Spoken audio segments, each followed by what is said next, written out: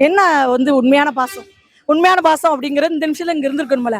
என்ன கூட்டமா இருந்துட்டு போட்டோம். அவர் என்ன கடிச்சு திங்கவா செஞ்சிட போறோம். இங்க இருக்க மக்கள் அவரை என்ன புடிச்சு எலும்பு பிடிச்சு நொறுக்கிடா போறாங்க.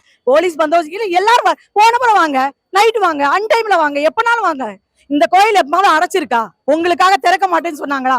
இல்ல இல்ல, நீங்க சரி கூட்டமா இருக்கு, எங்களால வர முடியல அப்படிங்கிற ஒரு பக்கம் மக்கள் மேல பழிய போட்டுருவீங்க. ஏன்னா கூட்டம் அதிகமா இருந்தனால வர முடியல அப்படின்னு. ஆனா கூட்டமே இல்லாதப்ப எல்லாரும் போனப்புறம் வாங்கல, 10 மணிக்கு வாங்க, இந்த கோயில் திறக்க மாட்டேன்னு சொன்னாங்களா? அப்போ கும்பிட்டுட்டு போங்க, அப்பமாவது எங்களுக்கு சந்தோஷமா இருக்கும்ல. அப்ப கூட வர தயாரா இல்ல, எனக்கு உடம்பு சரியில்லை, காய்ச்சல். மத்த எல்லா இடத்தும் போறீங்க, காய்ச்சல்லாம் வராது. இப்பதான் வரும்.